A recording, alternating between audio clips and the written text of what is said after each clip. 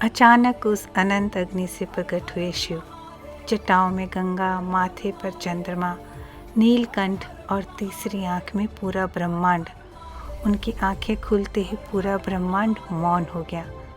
महादेव बोले, मैं ही आदि हूँ, मैं ही अंत हूँ, मैं ही समय हूँ, मैं ही मृत्यु हूँ और मैं ही महाकाल हूँ।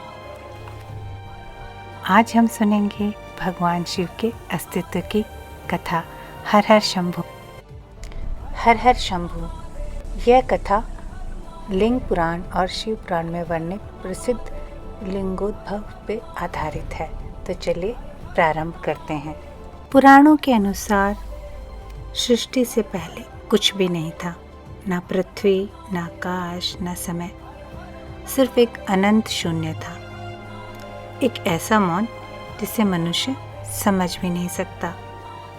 फिर उस शून्य में एक कंपन हुआ, जैसे ब्रह्मांड ने पहली बार सांस ली हो, और उसी कंपन से उत्पन्न हुआ ओम। उस चेतना से उस समय उत्पन्न हुआ एक क्षण, एक युग, एक कल्प, और फिर सृष्टि का आरंभ हुआ। सृष्टि के निर्माण के लिए स्वयं प्रभु विष्णु प्रकट हुए और उनकी नाभि से ब्रह्मा जी।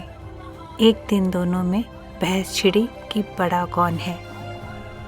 ब्रह्मा जी ने घमंड से कहा कि वे ब्रह्मांड के रचयिता हैं, अतः उनका पद बड़ा होना चाहिए। प्रभु विष्णु ने विनम्रता से कहा कि वे पालनहार हैं और उन्हीं की नाभि से ब्रह्मा जी उत्पन्न हुए हैं, अतः उनका पद बड़ा है।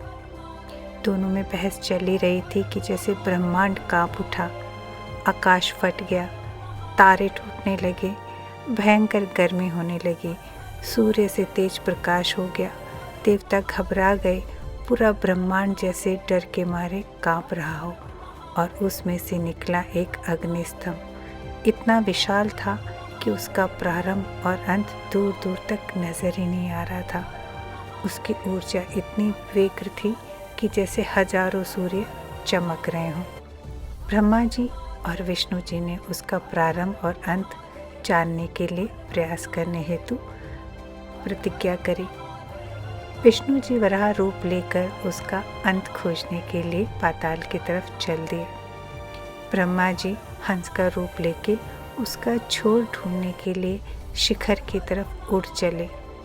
हजारों वर्षों तक लगातार दोनों उसका प्रारंभ और अंत खोजने का प्रयास करते रहे।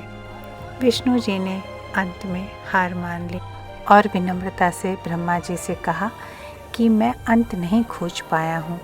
ब्रह्मा जी ने इस क्षण का फायदा उठाया और केतकी पुष्प को अपना साक्षी बनाते हुए ये कहा कि उन्होंने शिखर ढूंढ लिया है। विष्णु जी ने ब्रह्मा जी से कहा कि वे बड़े हैं और वो मानते हैं कि आज से ब्रह्मा जी का पद ही सदैव बड़ा रहेगा।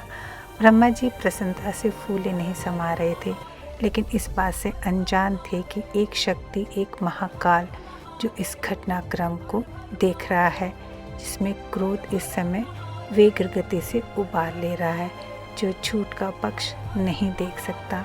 और वे थे महाकाल, जो अनंत हैं, अजय हैं, अजन्मे हैं, अदृश्य हैं, पर सब में रहते हैं, जिनके वजह से पूरी सृष्टि चलती है, जो प्रारंभ भी हैं और अंत भी हैं। भयंकर गर्जना के साथ शिवलिंग में से भगवान शिव का महाकाल रौद्र रूप प्रकट हुआ, और यही है भगवान शिव के प्रकट होने के अस्तित्व की कथा, जो पुराणों से ली गई है। अगले भाग में हम देखेंगे कि ब्रह्मा जी ने जो असत्य बोला, उसकी वजह से उन्हें क्या श्राप मिले। केतकी पुष्प भगवान शिव की पूजा में क्यों नहीं चढ़ाए जाते। अगर आपको यह कथा पसंद आई हो तो कृपया करके सब्सक्राइब और लाइक कीजिएगा। हर हर महादेव लिख के बताइएगा कि आपको कौन सा भाग सबसे ज़्यादा अच्छा लगा और आप भगवान शिव की और कौन कौन सी कथाएं सुनना चाहते हैं। जय प्रभु सदाशिव।